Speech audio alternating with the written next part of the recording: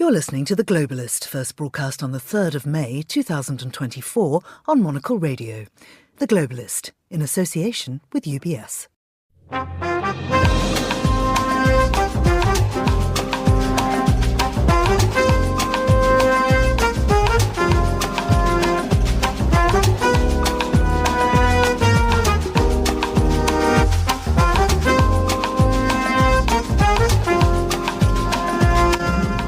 Hello, this is The Globalist, broadcasting to you live from Midori House in London.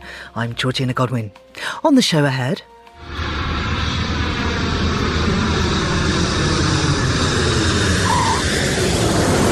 That is, of course, the sound of a plane landing, but it's not one you'll hear in the Estonian city of Tartu, where all flights have been suspended because of GPS jamming. Who's doing this? How's it impacting the Baltic states? And what can be done about it? Then we'll get the latest from the UN Mega Summit in Santiago, as leaders of some of the world's biggest institutions meet for 2 days of talks. We'll also be hearing from the Nordic African foreign ministers meeting in Copenhagen and discover more about Denmark's diplomacy in Africa. And then we'll get the results of the just published World Press Index for 2024. We'll have a flick through the front pages, get the latest health and science news, plus... Marc Rochat pour encore une très grosse performance, et oui! We'll meet the alpine skier Marc Rochat, who tells us about the charming documentary Roche, in which he stars. That's all ahead here on The Globalist, live from London.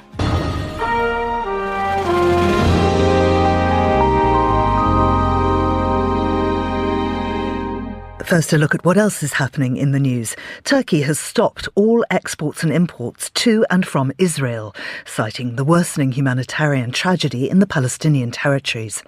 Student protests have spread to Canada. Pro-Palestinian camps have sprung up at Montreal's McGill University and at other Canadian schools, including the universities of Toronto, British Columbia and Ottawa.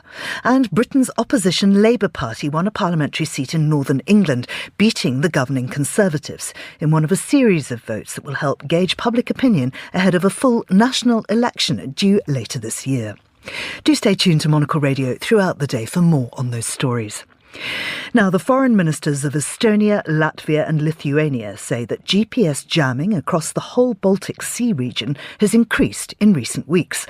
This has led to all flights in Tartu in Estonia being cancelled. With Russia the likely culprit, Baltic foreign ministers are calling for a joint NATO response. Well, joining me now from Tallinn is Kadri Liik, who's a senior policy fellow at the European Council on Foreign Relations. Kadri, good to have you back on the show. Is it just air transport that's being affected by this GPS jamming? Good morning. Well, I assume that if it's GPS jamming, then actually civilian GPS should suffer too. So, to be honest, my immediate thought was about private people, hikers, adventurers, somewhere in the forests and bogs. They would rely quite heavily on GPS as well when they need to find their way out. And while I trust that Tartu Airport will find alternative ways of ensuring navigation is safe, then I think always hikers and berry pickers will not. So I worry about them even a little bit more. Why is it only Tartu then that's suspended flights? Are other airports in the region also at risk? Tartu is more at risk because Tartu is a small airport and it doesn't have alternative means to ensure navigation safety. It doesn't have air control tower. It doesn't have radio beacons. Normally, bigger airports are equipped with those. Tartu is second largest town in Estonia, but its airport is really very small. And that Finnair flight is its only connection with outside world, I mean, international connection. And so it's a question of pride to them as well. People in Tartu are happy to be able to fly to New York, starting from Tartu, as opposed to going from Tallinn. There is that regional small rivalry going on. So it's an important airport, but it's not very well equipped. Where else has GPS interference been encountered? I mean, I see that Germany is also complaining about this now. There have been actually many incidents about the Baltic Sea. I think they have interfered with government planes. including American ones, etc. So it has been recurring, but incidents have been happening for a long time already. Just now, that Finnair cancellation has made news. How certain can we be that the Kremlin is behind these attacks? Well, I think there is very little doubt. You can actually see from where jamming comes, and I have seen maps where it's located somewhere close to St. Petersburg, and there seems to be another hub in Kaliningrad. Now, the Baltic ministers and Germany really are looking for positive action on this. They're calling on Nato. What do they want done? I struggle to see what Nato could do. I mean, NATO will not start bombing Russia and these locations, right? So in earlier times, I think there would have been other organizations better positioned to tackle that. Civilian aviation organization, for instance. I think through them, some cases of Russian fighter jets going transponderless were solved once upon a time. But, of course, the difference is back then, Russia had its own civilian aviation that was flying all across Europe. So they had things to lose. Right now, Aeroflot flights are going nowhere. So, in a way, that low-level sabotage is very handy for Russia. And I'm afraid the best we can do is just to ensure navigation safety by other means. I wonder, though, if cyber attacks are covered by Article 5, the Mutual Defence Pact. I mean, after all, when that was initially drafted, these kinds of attacks didn't exist. But there certainly is an attack on several NATO countries. Yes, I don't think there is clarity on that, nor can there be clarity, because you cannot foresee any kind of creative attack. So, and question still remains: what do you do? What would be a proportionate and effective answer? And I'm not sure we know that at the moment. But isn't it time then that NATO rules were looked at in light of current technology? I mean, clearly times have moved on, and perhaps that Article 5 needs to be updated to reflect that.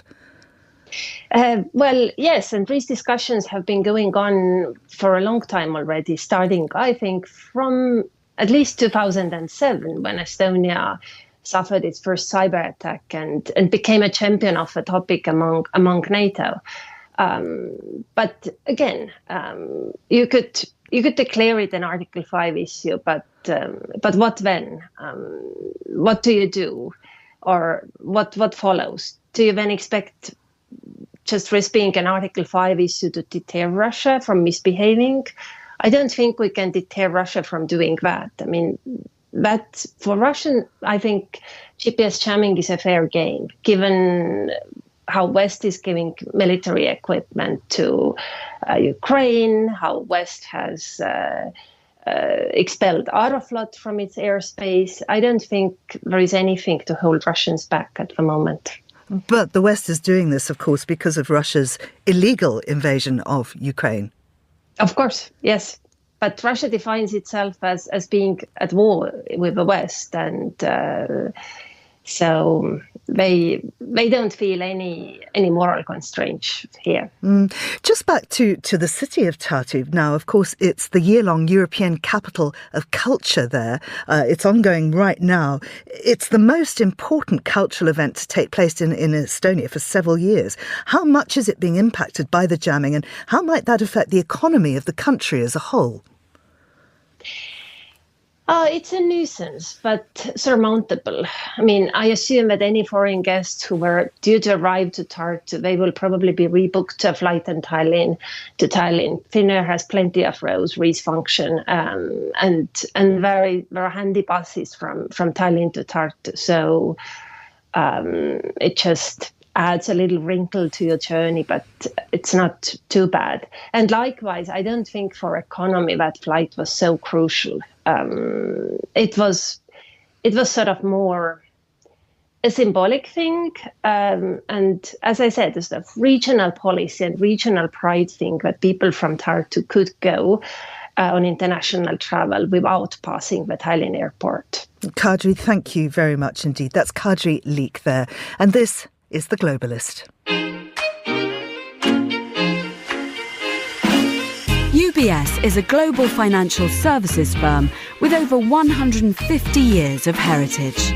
Built on the unique dedication of our people, we bring fresh thinking and perspective to our work. We know that it takes a marriage of intelligence and heart to create lasting value for our clients. It's about having the right ideas, of course, but also about having one of the most accomplished systems and an unrivaled network of global experts. That's why at UBS, we pride ourselves on thinking smarter to make a real difference. Tune in to The Bulletin with UBS every week for the latest insights and opinions from UBS all around the world.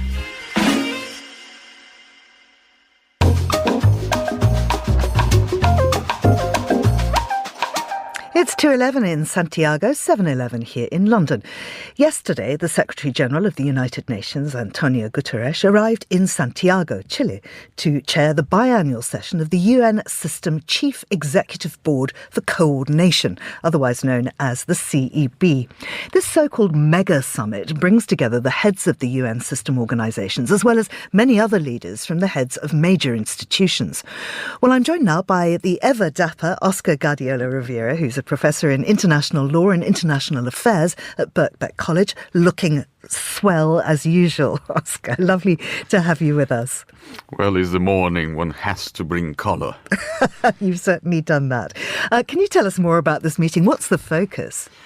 Well, the focus last year was climate change and also drugs policy and regulation of data. It is likely that those themes will remain in the agenda, but as all in the know would tell you, of course, the situation in Gaza is going to be at the center of the meeting this time. Noticeably, this is the first time that such a meeting takes place in a Latin American country, and it is taking place a day after Colombia announced that it would sever diplomatic relations with Israel. This would make it the third Latin American country to do so after Bolivia and Belize. Now, tell us about the significance of the fact that Chile is hosting. It is very significant. Guterres had been in Chile late last year, and he traveled to Antarctica in order to both let's say, showcase and confirm the effects of climate change in that part of the world. So the fact that he is returning also means that this is, of course, priority number one. I mean, there is no other situation, no other challenge more urgent for humankind than this one. But just to add to the immense challenge, now we have a war that is threatening to escalate. In fact, yesterday, after Guterres visited Gabriel Boric, the Chilean president, he referred to the conflict in Gaza. He begged, his words, both parties to the conflict to come to a truce, a ceasefire, precisely because of the tremendous danger of escalation in the region. And Latin America has led, in a sense, the diplomatic charge to find a peaceful solution in Gaza. So perhaps that might tell the audience why Guterres decided to go back to Chile. And of course, there are heads of other major institutions there, such as? Every single important agency, not only in the United Nations, but in the world, is going to be there, from UNESCO to the International Labour Organization, all the way to the World Bank and the International Monetary Fund. So, again, PNUD, every single organization of the United Nations system is going to be there. As you put it, Georgina, the point of the meeting is coordination, but clearly the questions are much sharper now, because not just coordination. If you ask UN members, I was meeting with some of them in Edinburgh last month, well, the question they're asking is whether or not the UN system, the very post-World War, peacekeeping system is in danger of becoming obsolete. So the president of the Security Council of the United Nations for the month of May is Ambassador Pedro Comissário Afonso, who's the permanent representative of Mozambique. Will this mean a renewed interest in South-to-South conversations? Absolutely the case. I firmly believe that historians of the future will tell us that 2024 is a clear key year precisely because of the return of what used to be known in the 1970s as the Tricontinental Alliance, that network of countries of Asia, Africa, and Latin America, which in the 1970s went as having proven its power as the majority of the General Assembly of the United Nations, issued a call for a new international economic order. And to many, that's exactly what, the continuation of that interrupted project is what we're witnessing a return of. There is, of course, the proximity between Brazil and China. We know that, just a couple of weeks ago, when President Lula da Silva was in Colombia visiting Gustavo Petro, Colombia asked to, for entry into the organization. The Bolivian foreign minister, who was in Beijing this week, did the same. So you can see a sort of let's call it bifurcation, for lack of a better word, or the organization of the countries of the South in at least 3 or 4 continents to try and create a different rule-based system with no exceptions. I mean, when we say South to South, though, we assume some kind of parity, but can somewhere like Mozambique really be put side by side with Chile, or Zambia and Ghana with Colombia and Uruguay? I mean, what more than a hemisphere, and in some cases membership of BRICS, do these countries share? That's the very interesting dynamic of this architecture. It thrives and aspires towards the equal application of international law. And that explains why countries such as different as Mozambique and Brazil and or China might get together. There is also a sense, whether we agree with it or not, of a shared history of anti-colonial struggle. And that also illuminates the perspective on conflicts such as Gaza. It is seen by many as a return of that kind of situation. And that might explain the aspiration for equalization between such diverse countries, maintaining diversity while reaffirming the equal application of international law is, of course, at the very heart of the UN system. So Volker Turk, who you mentioned, who's the UN High Commissioner for Human Rights, met with the President of Chile, as you said, prior to the summit.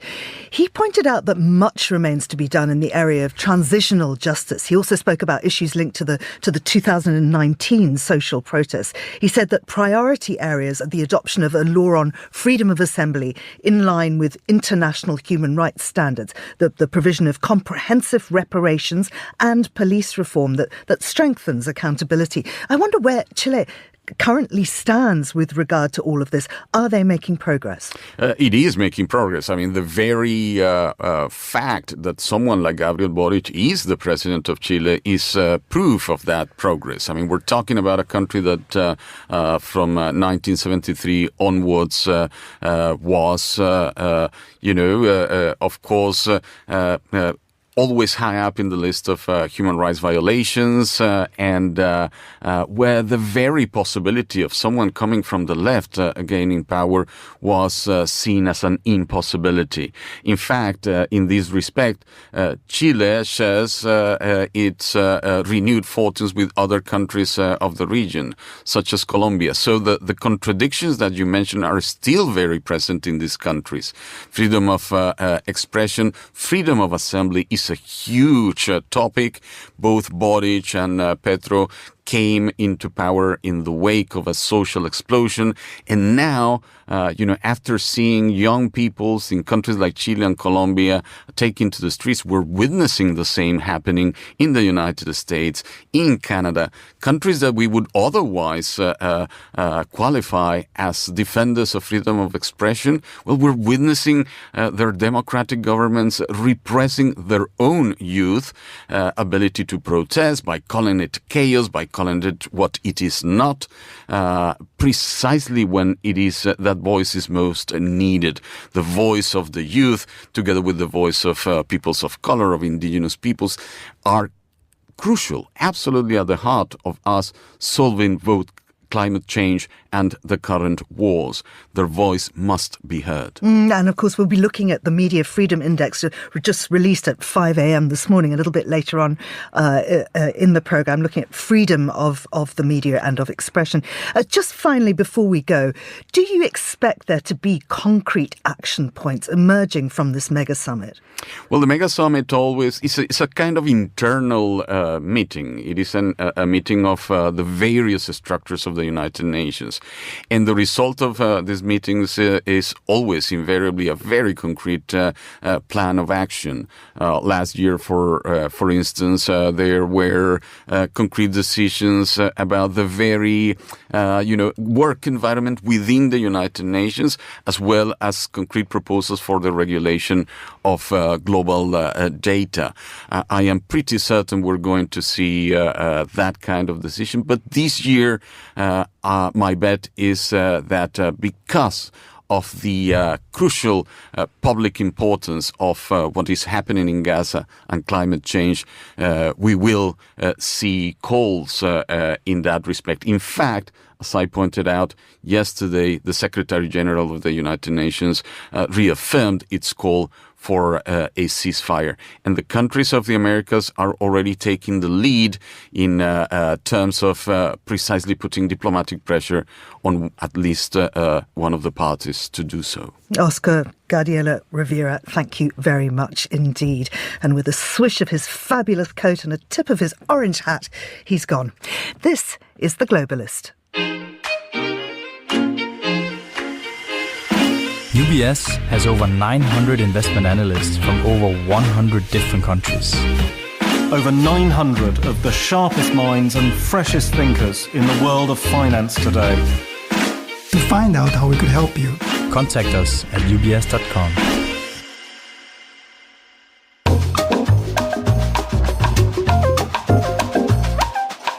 Well, let's continue now with today's newspapers, and joining me from our studio in Zurich is Noelle Selmy, travel, culture and sustainability writer. Noelle, welcome back to the show. I don't know if you heard Oscar there talking about those protests in US universities, which have now, of course, spread to Canada, as we're reporting in our headlines. Now, a lot of coverage, particularly about what's been going on at Columbia University in New York. The New York Times has a big piece breaking down exactly what happened and how events unfolded with police presence there. Tell us more.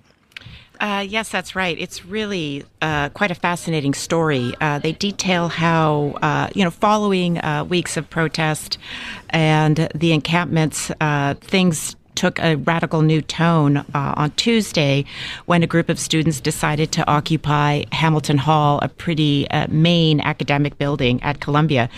And it's really fascinating. Full disclosure, my daughter is a graduating senior at Columbia, and we have been getting daily missives from the school, one of which had said some days ago, we are not going to call the police again. And then after the students entered Hamilton Hall, clearly prepared to stay. They had tea kettles and tents and microwaves and sleeping bags. The school met all night long. Another letter from the head of from Shafiq has told us that they met all night long and then decided in the morning that they did indeed have to call the New York Police Department because this had become a law enforcement matter. And the police, this is how we know that the protesters had been planning to stay, because the police have since distributed photographs to the press of all of their methods of barricading themselves, bringing in police barricades, locking the doors, all of the items that they had to stay a while, and including lists on a whiteboard of everyone's dietary habits. Written in bubble writing, which I find slightly disturbing. I don't know if you've ever been to Hamilton Hall, but it is in a state of disrepair. There are allegations that there was willful damage done to the building. Yes, well, that's probably true. There was also be hard to tell, frankly. True. There was also an altercation with a facilities worker that was in the building, and the photograph of that it's really quite alarming. Now, Russia, China, and Iran are exploiting this U.S. divide. Tell us more about that coverage. That's right. Well, it's, as we know, even backing up, the Republicans have sort of jumped on this and are accusing Democrats and Biden of fueling the fans of anti-Semitism. That's actually Le Monde, which had a pretty interesting article on that. A rich statement from the same party that said nothing when protesters back in Charlottesville, carried swastikas. But so it's creating a lot of division, and that division is, as you say, being gleefully fueled by parties that are not necessarily the United States' best friend. Russia, China, and Iran are creating just dozens of fictitious stories related to this, fueling the fans on all kinds of social media. And over 400 articles have been written about the protest by these state media.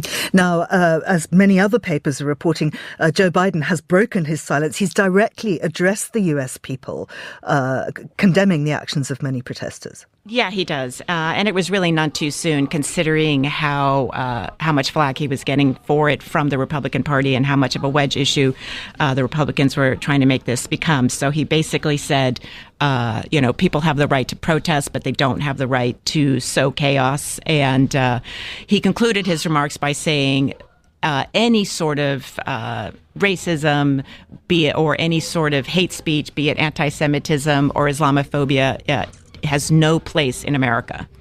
Now, as you say, your daughter's graduating in a couple of weeks' time. Now, she must be of the generation that missed years of classroom teaching because of COVID. And now it looks like their graduation too will be disrupted. How are students feeling about this, those that aren't directly involved in the protest? Well, it's everyone is just sort of pretty depressed about it and really concerned. Yes, this is the generation that didn't have high school graduations. Either they were virtual or drive-by graduations. They spent their first year of school online, most of them not even in New York City for that first semester. So they're really quite upset about it. Now, the school has sent many letters assuring families that a graduation will take place. Other students have been encouraged to leave campus as soon as possible, but seniors are encouraged to stay through graduation, which is supposed to occur the week after next. So we will see if that actually happens. Let's have a look at Robert F. Kennedy, the third party candidate. He has just been endorsed by a right-wing party. What is the Washington Post saying about this? Well, it's really quite remarkable. So in order to be able to be voted for in November, Kennedy has to get on the ballots of multiple states across the United States. There are a couple of ways to do that. One is to get enough signatures, and the other one is to get the endorsement of a minor party. In the case of California, that party is the American Independent Party, and it is quite remarkable. It has a history of support for extremely right-wing causes. They had supported segregationist Alabama Governor George Wallace. Just back in 2015, the former chairman of the party had written a book saying that it is genetic differences, not discrimination. That is the reason that black students don't do as well at school as white students. But on posting on X, Kennedy Jr. says that this party has been reborn as a party that represents not bigotry and hatred, but rather compassion and unity and idealism and common sense. We might think that this means that perhaps Kennedy will take votes away from Trump rather than Biden, but that is, considering that this party actually had previously endorsed Trump, I'm not so sure. Maybe it's a very self-interested thing to do. And most analysts think that despite this, Kennedy will actually be a spoiler more for Biden than Trump. Let's go now to some local news from Zurich. This is all about an Italian politician who's been up to no good multiple times. It is really quite a story. Yes, the Tagesanzeiger, our local Zurich newspaper, is reporting on Piero Fasino, who's an MP for the Partito Democratico and a former mayor of Turin, and up until now, a very respected politician, regarded as just a gentle, lovely person. But it turns out that he has a penchant for fine perfume, particularly from the Rome duty-free shop. He was caught carrying a 100-euro bottle of Chanel Chance by a security guard. He claimed that it was all a misunderstanding, that he had taken a phone call, and because he had a roller bag, he'd put it in his pocket. But it turns out that the security footage shows something quite different. He put it in his pocket and left the store. And this is not the first time. Back in December, a shopkeeper at the store noticed this and recognized him as a politician and was sort of embarrassed, and then sort of said, "May I help you?" And he said, oh, yes, I was hoping to buy this. But he's done it a few times. Sometimes the security guards haven't gotten there in time. He claims that he is being, bullied, that the media is jumping on this to defame him, but he wasn't even buying it for, they say he said he was buying it for his wife, but he was on his way to Strasbourg, which would be a long way to come back to Italy. So, so social media is having a field day. For me, the most appalling part of the story is surely he knows nobody buys their perfume at duty-free. Well, he wasn't buying it, right? Well, exactly. Noelle Salmi, thank you very much. Noelle was joining us from our Zurich studio, which is right adjacent. In fact, you can hear it in the background to our Monocle Cafe there at Dufferstrasse 90. If you're in the area, do pop in. She's still there. The papers are there. There's delicious coffee. And we're waiting to give you a warm welcome. Now, here's what else we've got our eye on today. Turkey has stopped all exports and imports to and from Israel, citing the worsening humanitarian tragedy in the Palestinian territories. The two countries had a trade volume of $6.8 billion in 2023.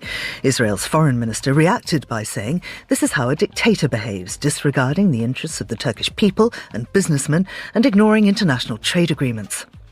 Students have erected a pro-Palestinian camp at Montreal's McGill University and at other Canadian schools, including the universities of Toronto, British Columbia and Ottawa, demanding the institutions divest from groups with ties to Israel.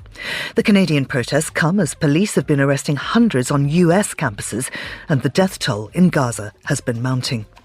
And Britain's opposition Labour Party won a parliamentary seat in Northern England, beating the governing Conservatives in one of a series of votes that will help gauge public opinion ahead of a full national election due this year. The victory set the early tone on what will be a closely watched 2 days of results, from elections for over 2,000 seats on local authorities across England and a handful of high-profile mayoral elections, including in the capital, London. This is The Globalist. Stay tuned.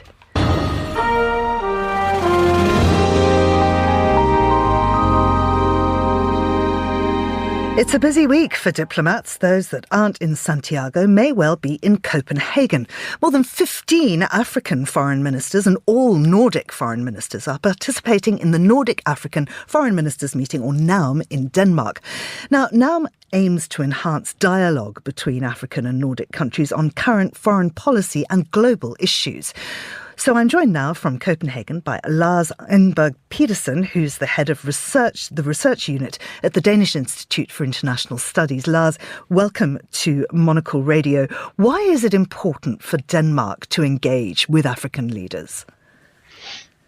I think it is a part of a slightly changed foreign policy in Denmark recently, which also takes place in other Nordic countries, namely a realization that Africa and the global south in general have become much more important for global affairs, and that perhaps the Nordic countries have a chance to do something and to engage and perhaps get better relations. You can see that here the Nordic countries have groups together, and that may also be a way of distancing themselves a bit from old colonial powers and others, so that they try to pick their own position in global discussions. Well, it's interesting you mentioned colonial powers. Around 10,000 square kilometres of what's now southeast Ghana was colonised by Denmark. I think it was 1663. It was sold to Britain in 1850. How does that legacy affect Denmark's relationship with Ghana today? Yeah, it doesn't affect it very much. The relationship has been very good for many years, and there has been a quite intense cooperation, which have been focused on development issues and development assistance, but has now turned into a more commercial relationship and a diplomatic relationship.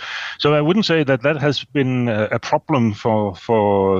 But you are quite right in saying that there is a colonial legacy here also. But time has changed with respect to that relationship. How is Denmark attempting to counter Russian influence in various African countries? Yeah, we are yet to see that. I think the history is that Denmark has had many relatively intense programs of development cooperation with a number of African countries. And in recent years, there has also been a more focus on preventing migration, and also perhaps supporting security issues in the Sahelian countries, in Mali, in Burkina Faso, in Niger. But we will now have to see how the new strategy, the new white paper, will be turned into concrete action. There's much talk about pragmatic idealism, something where we are less firm on what we want from Denmark's side and listen more to partners. And we have yet to see how that will actually turn out in reality. But the idea, I suppose, is to get on friendly terms with a number of countries in Africa, also to achieve more cooperation at the global level in UN and other international fora. When you talk about supporting security operations in the Sahel and elsewhere, what do you mean exactly? How is that achieved? Yeah, Denmark has had soldiers in Mali for some time, but they were kicked out together with the French here last year. So that has been quite concrete, and that is probably also reminiscent of earlier days where Denmark has been quite active in Afghanistan and other places. So the idea of having soldiers on the ground is not very far away from the Danish politicians, but I think increasingly this is not becoming a very obvious option to Danish politicians. Now, I understand the particular focus of this iteration of the meeting in Copenhagen is trade, and I wonder how much trade and investment there is between Denmark and the 54 nations of Africa. Does it flow both ways, and what does it largely consist of? We have a number of or a few larger firms, Maersk, who's working in shipping, and Novo Nordisk, and with a medical company. So some of these very large companies, they are actually operating on their own in many places in Africa.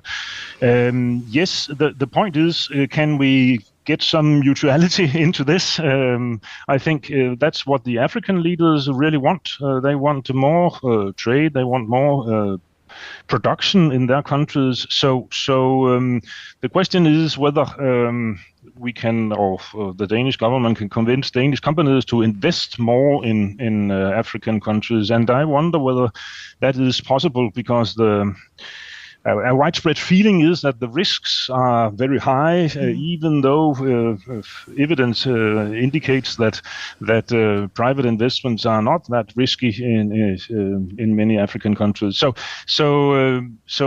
that will take some time, I guess, but I really think that that's what the African leaders want. Lars Enberg Peterson, thank you very much indeed. You're with Monocle Radio.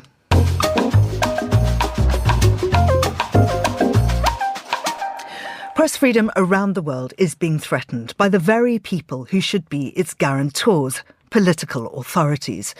Reporters Without Borders says this is clear from the latest annual World Press Freedom Index, which RSF produces.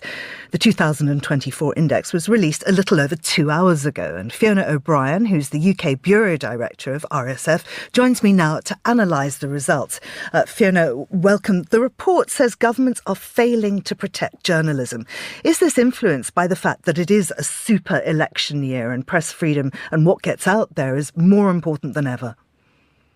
Good morning, Georgina. Yes, as you say, our annual index, which is released this morning, shows this year that political authorities of all persuasions, of all political persuasions, governments, other political actors, are increasingly not fulfilling their role to protect press freedom and the right of all citizens to information.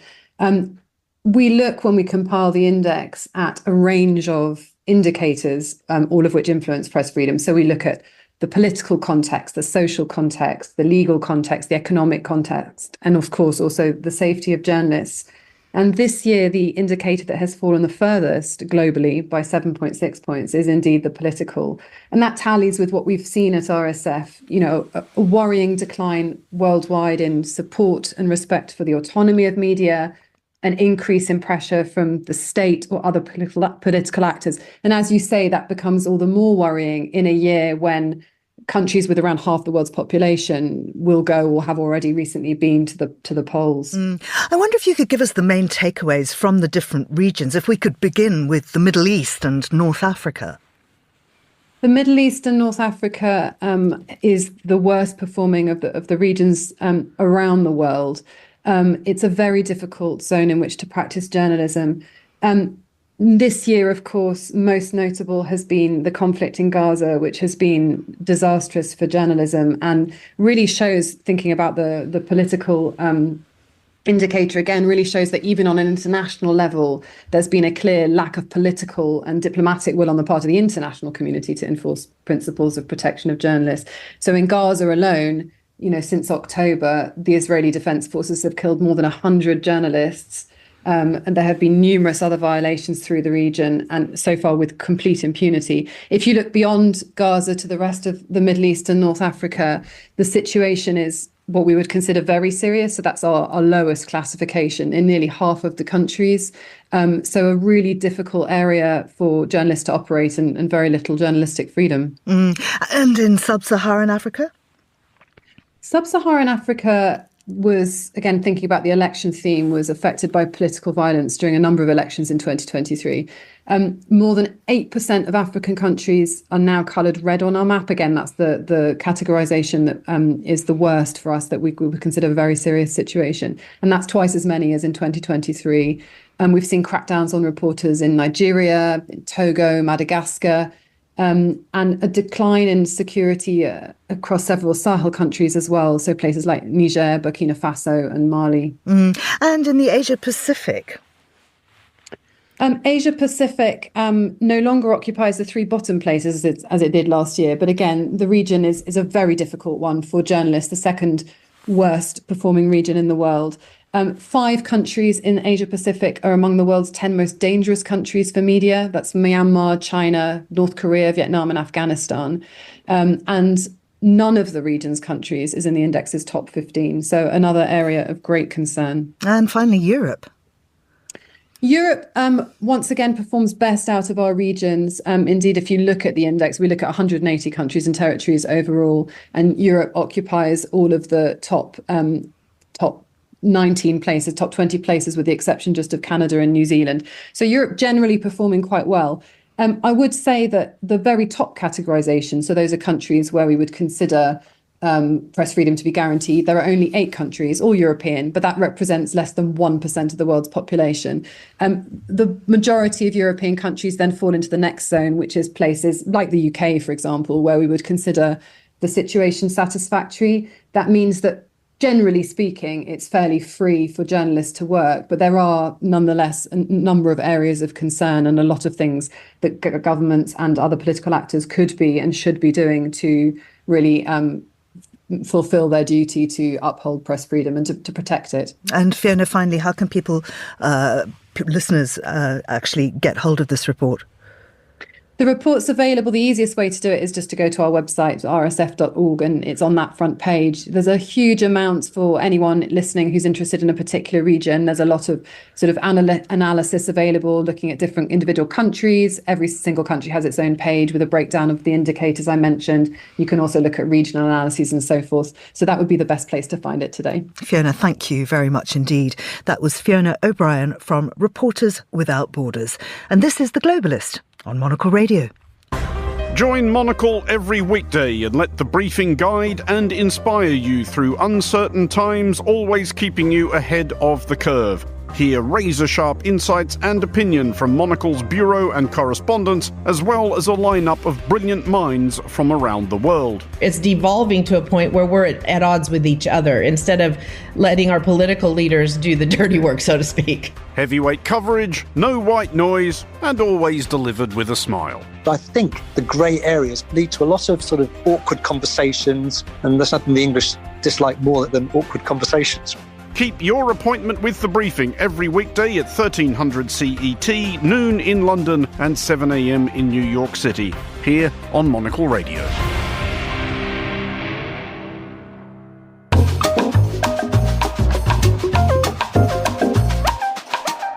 It's time now to get the latest news from the world of health and science, and I'm joined by Dr. Chris Smith of the Naked Scientist podcast, and he's also a virologist at Cambridge University. Chris, it's lovely to have you back on the show. Can we start by talking about plastic that eats itself when it's dumped? That sounds like great news. Yeah, and a big priority, Georgina, because there's about 350 million tonnes of the stuff getting made every single year, and a very high fraction ends up in the environment, and that means also in the ocean. And because plastic is entirely man-made, there is no natural process that readily degrades it, so it just builds up. So there's a really big goal in science to come up with biodegradable or more sustainable ways of making things that have the characteristics of plastic, but which don't hang around for potentially centuries. And there's a paper out in the journal Nature Communications this week from the University of California, San Diego. And what this team have done is to make a form of polyurethane, but when they're making it, they embed the spores of a microbe called Bacillus subtilis. And this actually lives in our own guts and in the environment. So it's a very common bacterium. It's not in any way harmful, and it's very resilient. You can heat it to over 130 degrees to make the plastic. But when this plastic is then dumped into the environment, these spores can germinate, the bacteria come back to life, and they begin to eat the plastic. And within 5 months, they've eaten 90% of the plastic, and it makes the plastic, this polyurethane, degrade at twice the rate that it would do out there in nature normally. So obviously it's just a starting point, but it's one very clever way of making materials that appear to be very good at not leaving a lasting legacy on the environment. Let's move on to stem cells and this discovery that they give mice and rats a sense of smell. Well, point of this study is to try to understand how we can fix damaged brains, because as we all live longer, we're succumbing to diseases of old age, which are often degenerative diseases, and brain diseases are way up there at the top of the list because the nerve cells you're born with have to last you a lifetime. You've no capacity to renew them. So we're seeing more and more people potentially living long enough to develop diseases like Alzheimer's disease. And the scary statistic is that by about 2050, as many as 1 in 3 of the population may have Alzheimer's disease or a disease like it. So we think the best way to fix this is to put cells back into the brain that can restore some of the lost functions and make up for some of the lost cells. And the thing is just about making it work and understanding the mechanisms by which cells might be able to do that. And there was a couple of papers in the journal Cell last week where researchers in America have taken rat stem cells, put them into early embryos of mice, and the reason they use rat cells is they can easily see where they're going in the mouse animal, the mouse body, and they take themselves off to the brains of these mice, where the researchers have programmed the mice to have an absence of the normal smell circuitry. So these mice can't smell because they're missing the right connections or the right sorts of cells. These rat stem cells can make their way into the brain, wire themselves in, having turned into the right sorts of nerve cells, and restore the sense of smell that was missing from these mice. And this is an initial step to show us that there are clearly signals there in the mature nervous system that stem cells can follow and be guided to turn into the right sorts of cells and program themselves to become the right circuitry to make up for lost brain circuitry. So this is a step towards that goal of being able to do cell therapy on a diseased brain. Wonderful news that. Let's talk now about Cambridge physicists who found a way to produce or capture sunlight. Well, we've got a big industry around photovoltaics now, the idea of using solar panels to capture the sun's energy. But that uses enormous heavy slabs of silicon, and the result is about 30% efficiency producing electricity, which is only there when the sun is shining, which means we've got a storage problem. We want to have different voltages that can do more exciting things with different materials that are cheap and readily available and possibly lighter than silicon.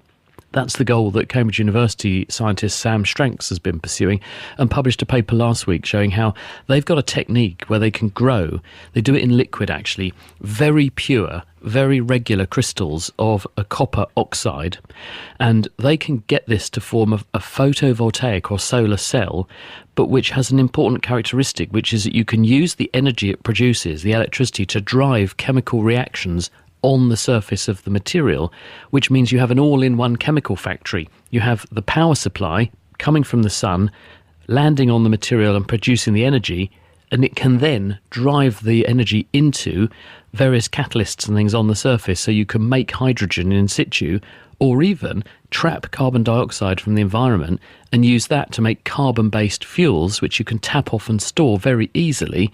And this means you don't have the problem of taking the electricity away, turning it into, say, hydrogen, storing the hydrogen. You can do it all in one place on one material.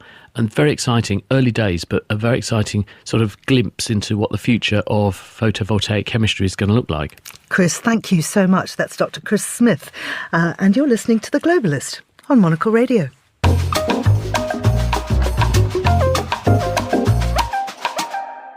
Now, let me tell you about an inspiring short film that will premiere at the Tribeca Film Festival on June the 7th. La Roche is a captivating short portrait documentary that delves into the extraordinary journey of Swiss skier Marc Rochat as he rises to elite status in the fiercely competitive role of slalom skiing. Well, we're lucky enough to have him, Marc Rochat himself, here with us on the line from Lausanne. Marc, welcome to the programme. Good morning, Georgia. Thank you. Now, this film's directed by Basil Schneeberger and Nolan Bukshi, and they say that the work offers a raw and intimate look at your unwavering commitment to your craft and your unyielding resolve to overcome every obstacle in your path. Can you tell us a little bit about that journey? Well, ski racing is a fairly competitive world, and I had the chance to pursue this dream of mine, this childhood dream of mine of becoming a professional ski racer. My path has been a little more complicated than others because I grew up in a city far away from snow, and obviously compared to other ski racers, it was much more complicated for me to ski and train as a kid, and so this whole film tells the story of a ski racer who fought and try and thrive through this world to achieve this goal. And I wonder what inspired you to want to be a skier when you had none of that around you. As you say, you grew up far away from the slopes. Well, I have to say it's been some sort of family passion in a way. I grew up in an environment where I didn't really needed sport to succeed in life. I grew up in a family we never needed. We were never in need, and I received a fairly good education, and so sport wasn't like my only way of success in life. But I was extremely stubborn in a way, and I always dreamed of becoming maybe one day one of the best ski racers in the world, and I fought for that, and I'm extremely proud of it. And what have been the biggest challenges for you along the way? Well, possibly mentally, it's been really tough. It's a very competitive world, and ski racing is an individual sport, but then you kind of travel with the team and you live with the team about 250 days a year. And it's really hard to open up and talk about it to your colleagues who are the closest people to you, simply because you don't want to give too much weakness out to your competitors, and it's really hard to communicate about it. And this project has been a way for me to speak up about it and open up and be as transparent as I can. Well, yes, tell us about the process then of starring in a film about your own life. It's surely it's a fantastic project. I was extremely proud of it, but then it's hard to, as I said, open up and be as transparent as you can. But the thing is, both co-directors are a childhood friend of mine, and that actually helped in the process, because they offered me a platform where I could be myself and open up about it, and that environment helped me a lot in the whole process. And did you find that the cameras and the whole sort of filming process interfered in what you were trying to do in your professional performance? Not really, because as I said, the whole environment was very positive. I've been trained, and I'm used to being around cameras, especially during the race season, where constantly ski racing is a very popular sport in Switzerland. People are expecting you to perform, and we get used to it in a sense. But then having these very good friends of mine around me did help a lot in the whole process. Yes. So, Marc, what are you going to tackle next? Well, it's hard to say. This is the part of the season, part of the year where I get to lay back in a sense and relax. In about 2 weeks, we're going to start the dryland season, which is the physical training season. But definitely this whole Tribeca affair makes it so much more exciting. And I can't wait to go to New York and present this film and start over again with the whole season and World Cup season coming up very soon. And when you watch the film, Marc, how does it feel?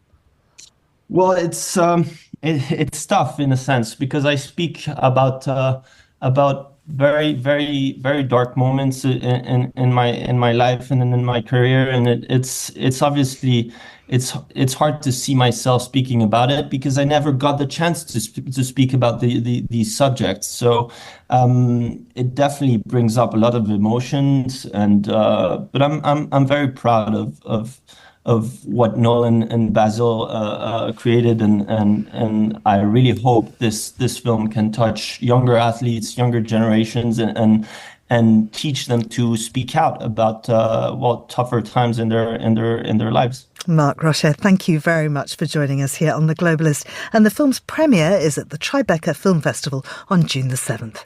And that's all for today's programme. Thanks to our producers Sophie Monaghan-Coombs, Carlotta Rebello and Tom Webb, our researcher George Ruskin, and our studio manager Tamsin Howard.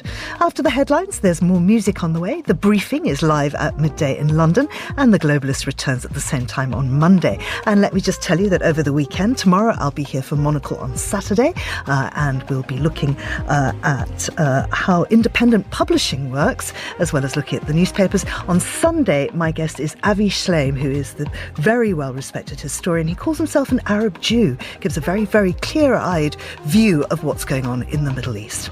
I'm Georgina Godwin. Thanks for listening.